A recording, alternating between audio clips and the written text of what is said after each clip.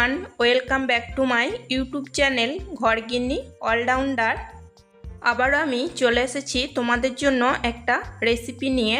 আজ আমি বানাচ্ছি নিরামিষ মিষ্টি কুমড়োর একটা রেসিপি। প্লিজ বন্ধুরা, ভিডিওটিকে স্কিপ না করে শুরু থেকে শেষ পর্যন্ত দেখার জন্য অনুরোধ রইল। মিষ্টি কুমড়োর রেসিপিটা বানানোর জন্য আমি এখানে 1 কিলো মিষ্টি কুমড়ো খোসা ছাড়িয়ে কেটে জল দিয়ে ধুয়ে পরিষ্কার করে নিয়েছি। আর দুটো বড় সাইজের আলুকে আমি কেটে নিয়েছি। আর নিয়েছি এখানে অল্প বাদাম আর অল্প ছোলা নিয়েছি। ছোলাটা আমি 5-6 ঘন্টা মতো জলে ভিজিয়ে রেখে দিয়েছিলাম, এর ফলে ছোলাটা খুব ভালো মতো ভিজে গেছে। ওভেনে আমি কড়াই বসিয়ে দিয়েছি। কড়াইতে দিয়েছি 2 টেবিল চামচ মতো সর্ষের তেল। সর্ষের তেল খুব ভালো করে গরম করে নিয়ে ফোড়নের জন্য দিয়ে দিয়েছি একটা তেজপাতা, একটা শুকনো লঙ্কা আর হাফ চা চামচ 5 ফোড়ন শুকনো লঙ্কা এবং তেজপাতা একটু নাড়াচাড়া করে ভেজে নিয়ে দিয়ে দিয়েছি 1 চামচ মতো আদা বাটা। আদা বাটাও একটু তেলে নাড়াচাড়া করে ভেজে নেব। ভেজে নেওয়ার পর আমি এখন মিষ্টি কুমড়োগুলোকে দিয়ে দিচ্ছি। মিষ্টি কুমড়ো কড়াইতে দিয়ে দেওয়ার পর আমি হাই ফ্লেমে 2-3 মিনিট মতো নাড়াচাড়া করে নেব এবং নাড়াচাড়া করে নেওয়ার পর ঢাকা দিয়ে লো ফ্লেমে কিছুক্ষণ রান্না করে নেব। আমি ঢাকা দিয়ে রান্না করাটা আর দেখাচ্ছি না। বন্ধুরা, আমার রেসিপি যদি তোমাদের ভালো লেগে থাকে তাহলে একটা লাইক করে দিও, সাবস্ক্রাইব করো, কমেন্ট করো আর প্রচুর শেয়ার করে আমার পাশে থেকো। লো ফ্লেমে আমি ঢাকা দিয়ে 4-5 মিনিট মতো রান্না করে নিয়েছি। দেখো, মিষ্টি কুমড়ো আর আলু খুব ভালো মতো কষানো হয়ে গেছে এবং অনেকটা নরমও হয়ে গেছে। এখন আমি দিয়ে দেব 1 চামচ ধনে জিরের গুঁড়ো, 1 চামচ হলুদের গুঁড়ো আর টেস্ট অনুযায়ী নুন, আর দিয়ে দেব হাফ চামচ মতো Kashmiri red chilli powder. Kashmiri red chilli powder দিয়েছি শুধুমাত্র একটা সুন্দর কালার আসার জন্য।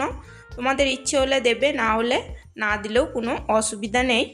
আর এখানে আমি ছোলা যেগুলো ভিজিয়ে রেখেছিলাম সেগুলো দিয়ে দিয়েছি আর দিয়ে দিলাম বাদাম। এবার আমি মশলাটাকে খুব ভালো করে নাড়াচাড়া করে কষিয়ে নেব।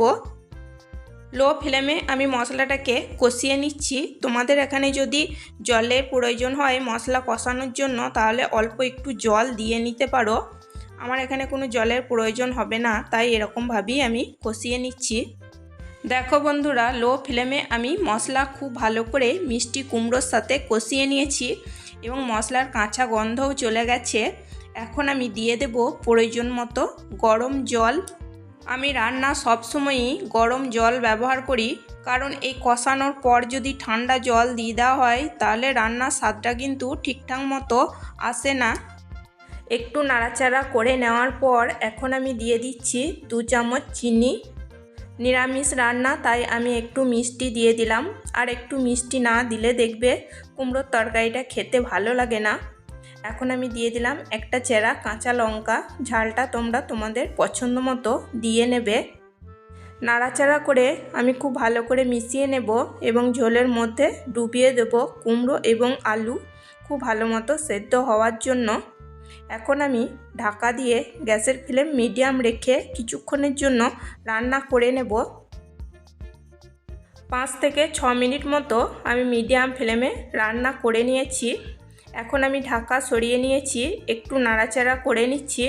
দেখো, কুমড়ো এবং আলু খুব ভালো মতো সেদ্ধ হয়ে গেছে। কুমড়ো খুব তাড়াতাড়ি সেদ্ধ হয়ে যায়, কিন্তু আলু সেদ্ধ হতে একটু সময় লাগে।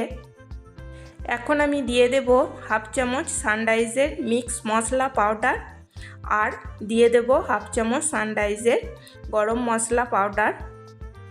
এরকমভাবে নিরামিষ কুমড়োর তরকারি করলে কুমড়োর তরকারিটা খেতে খুবই ভালো লাগে। নিরামিষ দিনে তোমরা অবশ্যই এরকমভাবে কুমড়োর তরকারি বানিয়ে নিতে পারো। গরম ভাতের সাথে কিংবা রুটি, পরোটা, লুচির সাথে এরকমভাবে নিরামিষ কুমড়োর তরকারি বানিয়ে খেতে পারো। সানরাইজের মিক্স মশলা পাউডার এবং গরম মশলা আমি কুমড়োর তরকারির সাথে খুব ভালো করে মিশিয়ে নিয়েছি। ব্যাস তৈরি হয়ে গেছে ছোলা এবং চিনে বাদাম দিয়ে কুমড়োর তরকারি। এখন আমি নামিয়ে নেব। আজকের মতো এই পর্যন্তই। আবার আসবো অন্য কোনো নতুন রেসিপি নিয়ে। সবাই সুস্থ থাকবে, ভালো থাকবে। চলো টাটা, বাই।